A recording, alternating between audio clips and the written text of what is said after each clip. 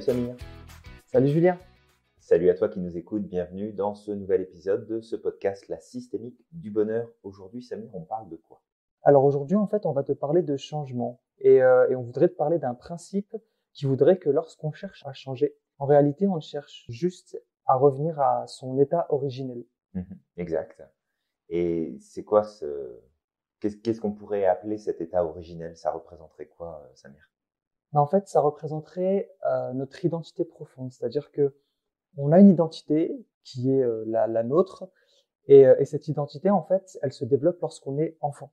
Donc en fait, quand on est enfant, on a un ensemble de qualités, de choses qui nous caractérisent. Et en fait, cette identité, ce qui va se passer, c'est que au fur et à mesure qu'on va grandir, notre éducation, l'endroit où on va vivre, les valeurs qu'on va nous transmettre, etc., vont faire que petit à petit, on va commencer à s'éloigner de cette personne que nous sommes réellement au départ, de cette identité profonde, pour, en règle générale, essayer d'être accepté, pour essayer de faire partie d'un groupe. Mhm. Et pour être accepté, on s'oublie, on commence à rentrer un petit peu plus dans les schémas que les autres tentent de nous imposer en quelque sorte. Bon, imposer, c'est aussi un grand mot parce que, par exemple, les parents avec l'éducation, ils font de leur mieux, en tout cas pour nous transmettre une bonne éducation. Tout Mais à à un fait. certain moment, il y a des choses qui sont pas toujours effectivement positives. Et donc, au fur et à mesure du temps qu'on va grandir comme ça, on va passer de notre soi réel au soi social, en fait. Au soi social, le soi qui cherche à rentrer dans un moule, en quelque sorte. Ouais, exact. Alors c'est vrai que on a cette approche, cette vision que lorsqu'on va venir au monde, on a notre identité profonde qui est là, qui est existante, qui va demander bien sûr à être développée, travaillée, reconnue, mise à jour. Mais l'environnement dans lequel on va grandir va pas forcément coller avec cette identité-là et peut installer en nous tout un tas de programmes qui peuvent être dérangeants ou limitants. Il y a des apprentissages, il y a des croyances, il y a des concepts, il y a des valeurs, il y a des besoins, il y a des standards, il y a des critères qu'on va respecter et qu'on va apprendre, en tout cas à respecter et qu'on va nous transmettre d'une manière plus ou moins directe. Et on va en fait grandir et avancer avec ces informations-là en nous. Mais ces informations-là ne sont pas forcément en fait celles qui nous permettent de nous sentir bien, de nous épanouir. Et puis il y a plein d'exemples qu'on pourrait donner comme ça. Par exemple, euh, moi quand j'étais plus petit, j'avais un exemple autour de moi et je pense que ça rejoint beaucoup de personnes que dans la vie, ce qu'il faut faire, c'est se trouver un emploi et puis travailler pour quelqu'un et tout simplement prendre sa place dans la société et puis être salarié d'une entreprise parce que c'est le modèle qu'on a. Les parents font ça, ma sœur fait ça, mes grands-parents ont fait la même chose. Donc, c'était comme évident de suivre un petit peu ce moule-là au départ, de se dire, tiens, c'est un peu le critère de fonctionnement. Et on apprend finalement à faire ça avec plein de choses. Et j'ai essayé, hein, honnêtement, j'ai essayé fort, j'ai mis des efforts, j'ai mis de l'énergie à essayer d'être employé dans une entreprise, puis ça marche pas du tout. Ça fonctionne pas, et puis ça faisait tout sauf me permettre d'être épanoui. Alors au départ, si on l'est parce que on arrive quand même à trouver une job qui peut être intéressante, on fait des choses qui nous parlent un minimum, mais au bout d'un moment, on se retrouve devant l'évidence que non, ça marche pas en fait. Je peux pas travailler pour quelqu'un. Si je dois le faire, je le fais, mais ça marche pas parce que ça correspond pas à mon identité profonde. Et et c'est là aussi où il faut comprendre que notre identité profonde, elle est indépendante de l'environnement dans lequel on va grandir, dans lequel on va naître. Notre naissance ne définit pas notre avenir, notre pédigré de naissance ne définit pas qu'est-ce qu'on va faire ou qu'est-ce qu'on va pas faire, qu'est-ce qu'on va vivre ou pas vivre dans notre vie. Donc c'est vraiment sur ce sujet-là qu'on veut t'emmener aujourd'hui avec ce podcast avec Samir. Exact.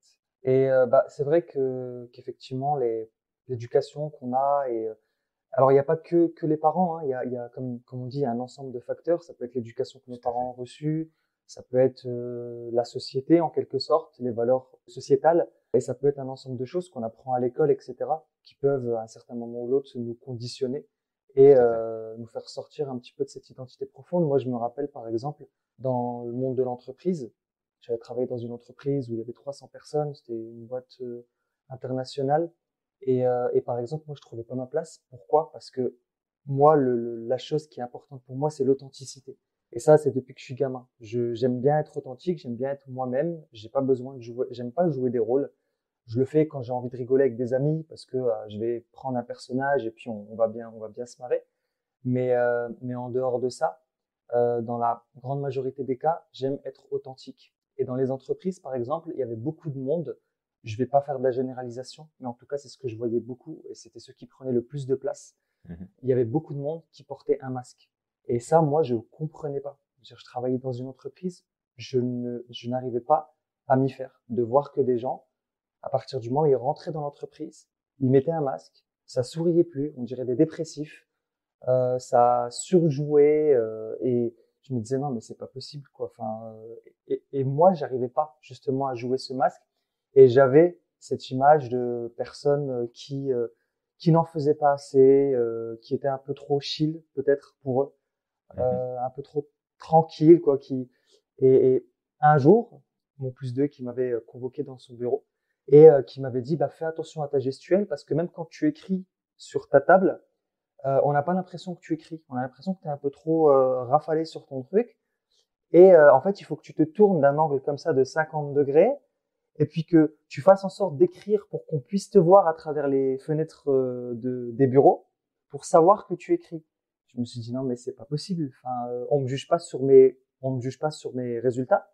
On me juge sur le paraître. Mhm. Et ça, je pouvais pas. Enfin, C'est vrai. je me disais non, mais j'ai l'impression de marcher sur la tête. Et en fait, encore une fois, tout ça, c'est que ces personnes qui portent un masque, il y a de fortes chances qu'en réalité, c'est pas réellement leur identité profonde. C'est parce qu'ils Ah, ont tout à fait. adopté justement ce qu'on leur a appris, ce qu'on leur a répété, que bah, pour réussir, il faut porter un masque. Il faut pas être authentique dans une entreprise. Tu peux pas être gentil dans une entreprise. Tu peux pas être bienveillant dans une entreprise. Et voilà. Et malheureusement, en fait, ça peut causer pas mal de problèmes. Et je pourrais aller même plus loin parce que quand on s'éloigne de notre identité profonde, très souvent, on va vers un burn-out, une dépression. Alors, Ah, ça, c'est ma vision. Mais en tout cas, le burn-out, c'est sûr et certain, à un moment ça ou va jouer l'autre. beaucoup. Ouais. Et on le voit, hein, ces personnes qui travaillent dans des boîtes et qui viennent le matin, qui sont quasi dépressifs, et bah, c'est parce que justement, ils peuvent pas être eux-mêmes dans cette entreprise. Et quelque part, bah, le système, il est là pour nous montrer que, à travers justement le burn-out et ce mal-être, il est là pour nous dire, écoute, mon gars, tu vas pas dans la bonne direction. Tu es en train de t'éloigner de qui tu es et ça va pas le faire. Ouais, complètement. Bah, c'est un super exemple que tu nous donnes là, où effectivement, dans la société, puis, alors il y a les entreprises, hein, mais il n'y a pas que les entreprises, il y a au sein de notre famille aussi, au sein de notre groupe Ouais. d'amis, les personnes qui nous entourent, la société elle-même, où il y a des choses qui vont être convenues, d'autres moins, même si les règles sont écrites nulle part finalement. Hein. C'est des règles qui sont comme transmises et qui sont plus ou moins, plus ou moins acceptées et validées de façon automatique par les gens. Mais je veux dire, demain, tu rentres dans une entreprise, ça va pas être marqué que tu dois porter un masque et que tu n'as pas le droit d'être authentique, tu n'as pas le droit d'être vrai, c'est marqué nulle part. Mm. C'est juste que c'est comme installé dans la société et le malaise qu'on peut ressentir et ce besoin parfois de changer, de se transformer, ça vient justement de cet appel profond de notre identité profonde qui est juste en train d'essayer de réajuster, de rééquilibrer ce qui se passe en nous pour retrouver un peu plus de cohérence. Tu sais, je vous le dis souvent ça, mais c'est un point qui est super important. Cette règle du cerveau qui cherche en permanence à créer de la cohérence et à Mm. retrouver de l'équilibre en permanence, en permanence, en permanence. Et justement, ce principe-là fait que de toute façon, notre identité profonde, pardon, elle est ancrée en profondeur. Elle est tellement en profondeur que c'est un peu comme le siège de tout le reste et que ça va influencer tout le reste. Et lorsque cette identité profonde ne se reconnaît plus, n'arrive plus à connecter avec les valeurs qui sont portées, les besoins qui sont auxquels on va faire attention, auxquels on va essayer de répondre, les choix, les actions, les résultats, l'environnement, les relations, les pensées, les émotions. Si tout ça, ça devient complètement décalé, détaché de cette identité profonde, bah c'est là qu'on va avoir cette envie vraiment importante de se transformer. Et tu sais, ça me fait penser à la fameuse crise de la quarantaine, de la cinquantaine, un peu cette crise de milieu de vie, où souvent on va rattacher ça à bon bah je suis arrivé à la moitié de ma vie, je prends conscience que je fais pas forcément ce que je voudrais, donc je fais une espèce de crise de transformation. C'est la même chose en fait que quand on fait notre crise d'adolescence.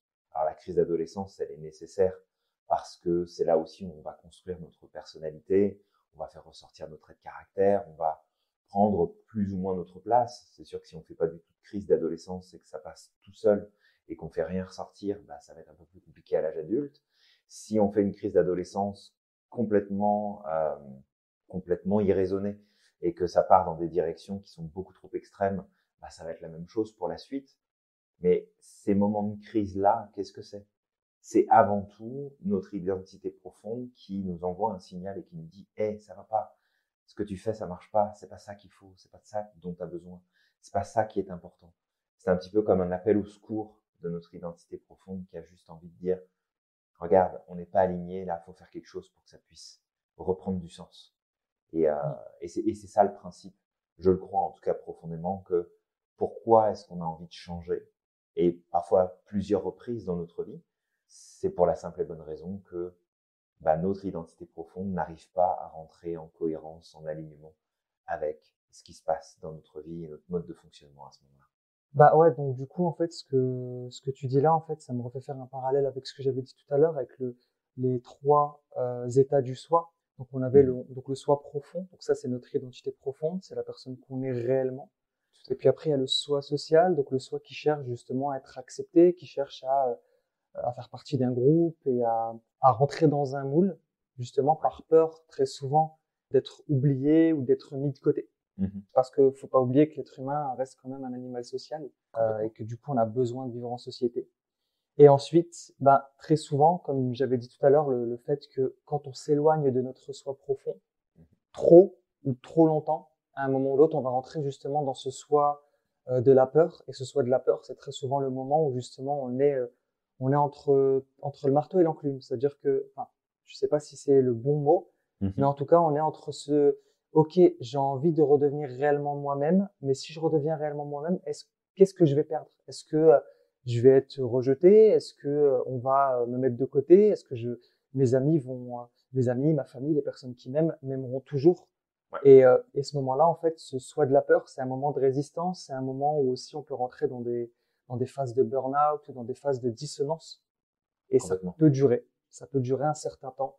Moi, alors, c'est pareil, ça m'est arrivé à un certain moment, justement, après, ça s'est déclenché 8 ans après mon début de carrière dans l'entreprise, mais c'était aussi, j'étais confronté à pas mal de choses. J'étais confronté aussi bien à ce qui n'allait pas dans l'entreprise, aussi bien à ce qui n'allait pas dans ma vie personnelle, entre les amis, entre la famille, etc. Et je me suis rendu compte à certains moments qu'effectivement, ce que j'ai fait, c'est que j'ai mis de côté la personne que je voulais réellement être. Alors, il y a plein de choses que je voulais faire depuis que j'étais gamin, mais j'ai fait le choix. Alors, encore une fois, en réalité, c'était un choix, mais je pensais qu'on me l'imposait. Mais c'était un choix que j'avais fait moi-même, justement, pour pouvoir très souvent être accepté ou pour pouvoir être aimé. Et donc, ce qui a fait que j'ai mis de côté énormément de choses. Je voulais voyager, j'ai pas voyagé. Je voulais faire, il y a plein de choses que je voulais faire. Hein. Je voulais continuer mes études, mais partir plus loin justement pour pouvoir accéder à certaines études. Je l'ai pas fait.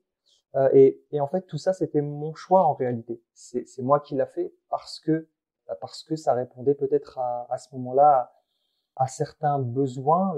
Et donc pendant longtemps, en fait, je me suis effacé en quelque sorte pour les autres. Je passais toujours au second plan. Ouais. Et puis à un moment ou l'autre, il est arrivé que voilà, je sais plus quel âge j'avais, je devais avoir 28 ans. Ça n'allait pas dans l'entreprise. Je me rendais compte que déjà le monde de l'entreprise, ça ne me correspondait pas. J'arrivais pas à m'aligner. Mais en même temps, depuis que je suis petit, on m'a dit, encore une fois, c'est de la bienveillance, hein, mais on m'a dit que être auto-entrepreneur, c'était pas bien parce que tu pouvais te retrouver à la rue si tu perdais tout. Et les responsabilités, c'est pas bien parce que c'est dangereux. Parce que si tu perds tout, ben, c'est pareil, tu te retrouves à la rue. Et en fait, toutes ces choses qu'on m'a répétées, ça a fait du chemin et je me suis dit, bah écoute, autant travailler chez quelqu'un, mais ça allait pas. Ça allait pas du tout. On me disait qu'il fallait pas s'associer aussi. Être associé, c'est pas bien parce que tu sais, ça cause des problèmes avec Tout à justement fait. avec les associés. Parce que, bref, toutes ces choses, même les idées sur l'argent. Hein, l'argent, c'est pas bien. L'argent, ça pourrit. L'argent, ça. Ouais. Donc plein de choses comme ça qui font qu'au bout d'un moment, bah écoute, bah, je vais rentrer dans ce moule-là pour être accepté parce que c'est mauvais pour moi et c'est un choix. Alors quand je suis rentré dans mon choix de la peur, je l'ai pas pris du tout comme un choix. Je suis vraiment rentré dans une phase où ça n'allait pas du tout, où c'est de la faute des autres, etc. Une grosse victime en fait, on peut dire ça comme ça. Mais très rapidement, bah écoute, je me suis rendu compte que c'était bon quand même. Il fallait arrêter de tourner comme ça en rond, Ouais. qu'effectivement c'était un choix. Je ne le regrette pas. Tout ce que j'ai fait, je l'ai fait à ce moment-là parce que c'est ce qu'il fallait faire. Et ça m'a mené aujourd'hui, effectivement, à me dire à un moment ou l'autre, bah écoute Samir, maintenant qu'est-ce que tu veux? Qu'est-ce que tu veux? Qu'est-ce que tu as réellement envie de faire? Et je me suis rendu compte que finalement, mon moi profond était, alors je sais pas si je peux parler de prédestiné, mais était prédestiné en tout cas à quelque chose de plus grand que euh, que ce que j'ai fait jusque-là et aussi que ce qu'on m'a appris, Ouais. que ce qu'on m'a Je appris. comprends.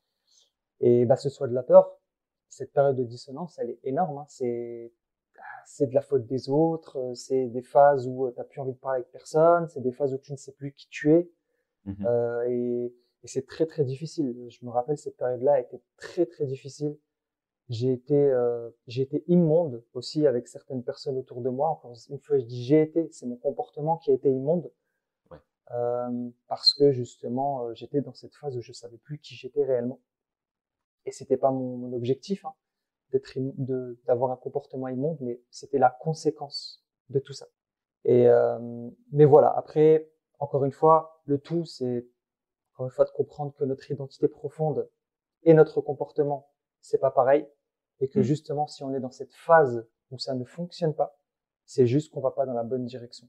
Encore une fois, on a une boussole à l'intérieur de nous qui, qui est là. Alors, elle est peut-être pas agréable cette boussole, hein, parce qu'on passe Mm. par des phases difficiles, Parfois, ouais. mais quand on est dans des phases difficiles, c'est justement cette boussole qui est en train de nous dire, eh oh, mon petit gars, tu vas pas du tout dans la bonne direction. Fais attention. Réfléchis bien. Et Ouais, c'est la meilleure complètement. chose qui puisse arriver, en tout cas. Mm. Ouais, non, tout à fait. Et bah, c'est encore une fois un super partage que tu nous fais là, Samir, parce que je pense que ça va faire écho à pas mal de personnes qui nous écoutent sur ce podcast. Et puis, bah forcément, moi le premier, ça fait écho aussi à- au passé. Ça fait écho aux périodes où grosse remise en question. Est-ce que je suis légitime? Est-ce que j'ai suffisamment de valeur? Est-ce que les gens vont Mm. m'aimer? Est-ce que je vais pas déranger? Est-ce que je vais blesser personne? Est-ce que c'est tout ce mois de la peur, hein, comme tu le dis, et puis ça on le voit en détail justement dans la formation de maître praticien. Mais le, ce mois de la peur qui est installé entre le moi social, cette image extérieure qu'on doit donner, et notre moi profond qui est en fait à l'intérieur de nous, qui est à la racine euh, même de l'individu que nous sommes. Et en fait, ça nous éloigne. Ce moi de la peur, son rôle, c'est de nous maintenir dans les masques, de nous maintenir dans le respect de règles qui n'existent pas, mais qui sont comme acceptées, et tolérées et qu'on valide malgré nous. Mais ça nous éloigne de la personne qu'on veut vraiment être. Et tu sais, le cerveau humain a cette capacité à s'adapter et à s'habituer à beaucoup de choses. On prend l'habitude de faire peut-être un travail qui nous plaît pas trop parce que bah il faut bien le faire, qu'il faut payer les factures. On prend l'habitude de rester avec une personne parce que bah, tu comprends, ça fait des années et puis à quoi bon peut-être changer. On prend l'habitude de se retrouver avec des difficultés de santé ou des difficultés financières parce que bah, de toute façon ça a toujours été comme ça. Et le cerveau est vraiment efficace pour s'habituer aux choses.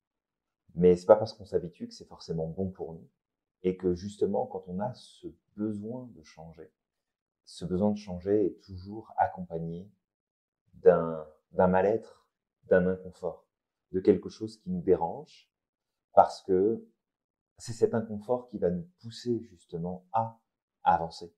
Et que si toi qui nous écoutes aujourd'hui, tu as l'impression, le sentiment d'être vraiment, vraiment, vraiment inconfortable dans ta vie, dans un domaine de ta vie, dans ce que tu fais ou ce que tu décides, juste de vérifier que cet inconfort en fait que tu ressens n'est pas seulement lié peut-être au risque que tu prends ou à la nouveauté ou au changement que ça représente, ce que tu es en train de faire ou décider, mais peut-être te poser la question, est-ce que au final, si tout ça me dérange, c'est peut-être parce que c'est pas moi.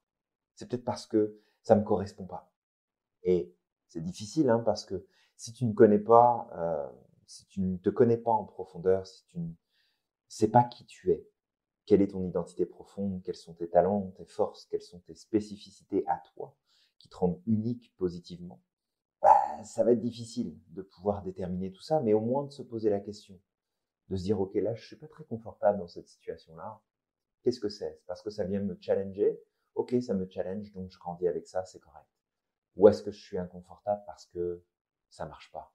C'est pas quelque chose pour moi. Je suis pas à la bonne place. Je fais pas ce que je devrais faire. Et dans ce cas-là, bah, si c'est cette option-là, bah, c'est ton identité profonde qui est en train de te rappeler à l'ordre et en train de te dire, et regarde, ce que tu fais en ce moment-là, ça ne marche pas. Il faut que tu changes. Il faut que tu bouges. Il faut que tu fasses les choses différemment. Donc, c'est un petit peu tout ça, hein, vraiment le pourquoi est-ce que on a cette peut-être dynamique à vouloir changer parfois. Qu'est-ce qui provoque cette envie, ce désir de changement? En fait, moi, ce que j'aime bien dire par rapport à ça, c'est que on ne cherche pas à changer, on cherche juste à reconnecter avec la version authentique, la version la plus pure de notre identité profonde, de la personne qui on est vraiment. Donc, de pas de pas avoir peur de ces envies de changement, mais au contraire de les accueillir et de les écouter et de comprendre que bah, c'est pour pouvoir se connecter à ce qu'il y a de mieux, à ce qu'il y a de meilleur en nous, et que ça peut amener énormément de belles choses si on accepte l'idée que ce besoin de changement, c'est un besoin de retour à qui nous sommes vraiment en profondeur. Bah, il y a un truc qui pop en fait aussi, c'est que bah, toi qui nous écoutes, il y a un obstacle sur lequel tu pourrais être confronté, c'est les autres. Alors moi, c'est ce qui a fait qu'à un moment ou l'autre, justement, j'ai eu des comportements qui ont été un peu agressifs vis-à-vis des personnes qui m'entouraient. C'est que justement, quand tu cherches à revenir à ton état originel, à ton vrai toi, il se peut qu'il y a des personnes qui t'ont connu depuis 10 ans, depuis 15 ans, comme ça, dans ton toit social, justement, tu as mis de côté pas mal de choses qui font partie de ta véritable identité et qui vont commencer à remettre en question tes choix en disant non mais moi je te connaissais pas comme ça, mais pourquoi tu veux faire ça alors que pendant des années t'étais dans cette optique là. Et en fait il y a des personnes autour de nous qui ne comprennent pas, et souvent ça peut être les amis, ça peut être la famille, c'est souvent des proches, des personnes qui sont très proches de nous, et ça c'est très compliqué. En tout cas ça a été difficile pour moi de gérer ça pendant mon souhait de la peur, et c'est ce qui a fait justement qu'à certains moments j'ai eu des comportements de chats justement qui luttent pour son territoire, qui feulent constamment contre les autres, à partir du moment où ils mettent un pied justement sur mon territoire ou sur ce que je considérais être j'ai besoin de revenir à mon état, j'ai besoin de mon espace, et en fait on est en train de me retirer vers ce que je veux pas être. Et, euh, et ça en fait c'est des choses que tu pourrais rencontrer. C'est justement l'environnement extérieur qui se met en face de toi, qui te pose plein de questions, qui cherche justement par incompréhension. Et souvent, si moi je peux donner un conseil, euh, et encore une fois, ça dépendra des personnes, mais ce serait de communiquer un maximum parce que les autres ne savent pas. Les autres voient qu'il y a un changement, ils voient qu'on prend une autre direction, ils voient justement que pendant peut-être des années, on leur a dit, bah écoutez, moi j'aimerais bien aller dans cette direction, etc. Et à partir du moment où on reprend la direction de qui on est réellement, ils se disent, en fait, il est en train de changer et c'est peut-être pas bon. Il y a aussi après, il y a aussi le principe du fait que chaque acte est motivé par une intention positive pour soi-même. Il y a aussi des personnes peut-être autour de toi qui t'as eu l'habitude de rendre toujours service à cette personne, de te mettre toujours au second plan. La personne va perdre un bénéfice parce que tu l'as habitué comme ça. Alors c'est pas égoïste de sa part, ça peut l'être. De toute façon, on est tous un peu égoïstes en quelque sorte. Ouais, Mais c'est juste que tu l'as habitué. Et là, d'un coup, tu lui enlèves tu lui enlèves ce que tu lui as toujours donné. Et donc, la personne va avoir peur. Et ça, c'est la communication. Mais essayer de communiquer le maximum et, euh, et surtout de faire preuve de bienveillance vis-à-vis de soi-même. Ça va être très, très important. Si à certains moments, il y a des craquages, si à certains moments, il y a des comportements qui sont pas habituels, chez toi, te donner de la bienveillance. Qu'est-ce qui fait qu'actuellement je me comporte mal ou je peux être un peu dans la lutte vis-à-vis des autres? Est-ce que c'est dans ma nature? Non, c'est pas dans ma nature. Je sais que c'est pas dans ma nature. Toute personne est bonne en réalité, en tout cas dans sa nature profonde. En tout cas, moi, c'est ce que je crois. Je crois que toute personne est fondamentalement bonne. Après, effectivement, en grandissant, avec ce qu'on vit, avec l'éducation qu'on nous donne, etc., on prend des décisions, on va suivre des chemins qui vont faire que peut-être on va développer des mauvais comportements, qu'on va développer de mauvaises croyances, etc. Mais à la base, je suis sincèrement convaincu qu'effectivement chaque être humain est bon. Ouais. Je partage le même point de vue que toi, Samir, et que de toute façon, c'est un des présupposés qu'on se doit de respecter en tant que PNListe aussi, hein. C'est que c'est le comportement qui est à changer, pas l'individu. Le comportement est la cause du résultat, mais pas l'individu. C'est qu'on se concentre là-dessus, et si on rajoute en plus ce principe que on a cette identité profonde et qui est parfaite comme elle est, hein, elle a ses qualités, elle a ses défauts, mais cette identité profonde va, si on lui donne de la place, si on la reconnaît, si on lui laisse la possibilité de s'exprimer et de montrer au monde qu'elle est là, qu'elle existe, on peut avoir des choses extraordinaires qui se produisent. Et si on regarde bien, les personnes qui ont le plus de résultats, celles qui arrivent à atteindre des sommets, quel que soit le domaine. Bien sûr, il y a énormément de travail, il y a énormément d'engagement, il y a de la sueur, il y a des difficultés, il y a des problèmes à dépasser, mais que quand ces personnes-là sont pleinement épanouies, c'est parce qu'elles sont. C'est pas parce qu'elles ont ou qu'elles font, mais c'est parce qu'elles sont. Et que de vouloir changer, c'est pas pour faire quelque chose de différent, ou c'est pas pour avoir quelque chose de différent. C'est pour être authentique. C'est vraiment ça, cette idée qu'il y a derrière cette dynamique, cette pulsion de changement à l'intérieur de nous. Exactement. Moi, si je devais finir ce podcast par une citation, je dirais que déjà, à force de vouloir entrer dans le moule, on finit par devenir une tarte. Donc vraiment, essayez d'être vous-même au maximum, essayez d'être toi-même. C'est un chemin, c'est une aventure. Encore aujourd'hui, j'apprends à me découvrir et ça s'est fait beaucoup aussi à travers la PNL, à travers le travail qu'on a fait.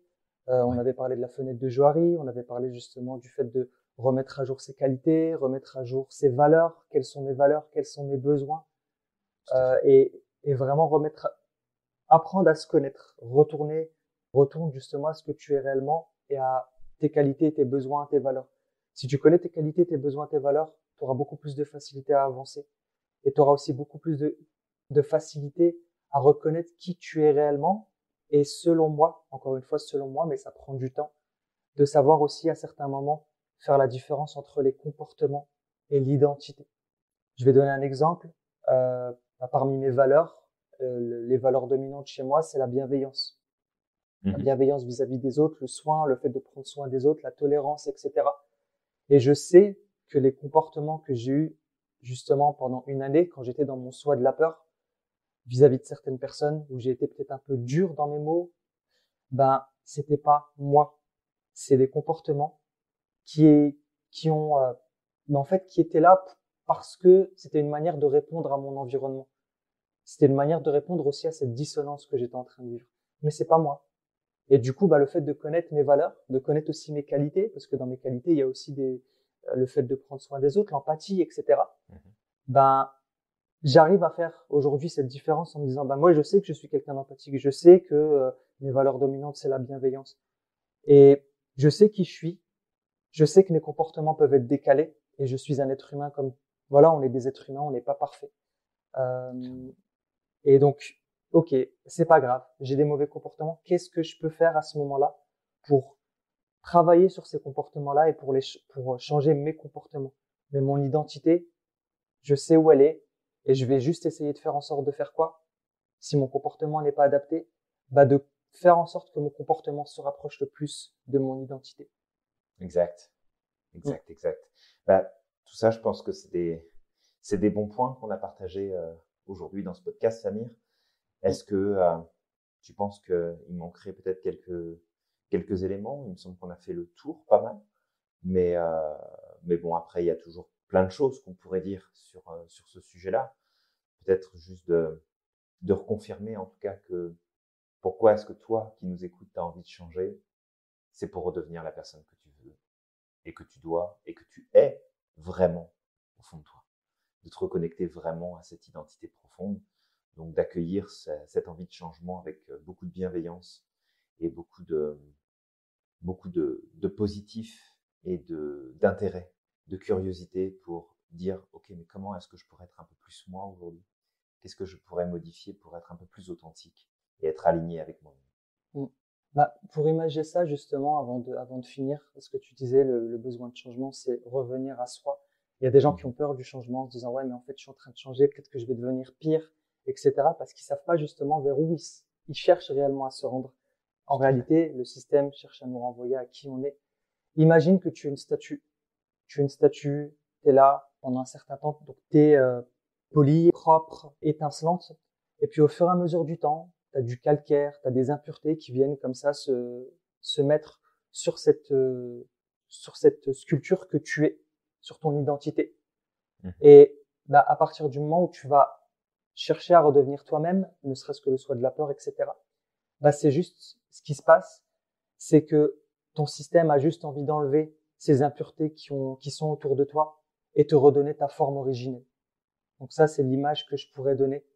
C'est juste que ce processus de changement, quand on a envie de changer, c'est justement pour enlever toutes ces impuretés qui sont autour de nous et pour redevenir l'œuvre que nous étions au départ, en fait. Complètement. C'est une belle image. C'est chouette. Merci Samir pour ça. Ouais, je t'en prie. Top. Eh ben écoute, toi qui nous écoutes, on espère que cet épisode t'aura plu, t'aura inspiré.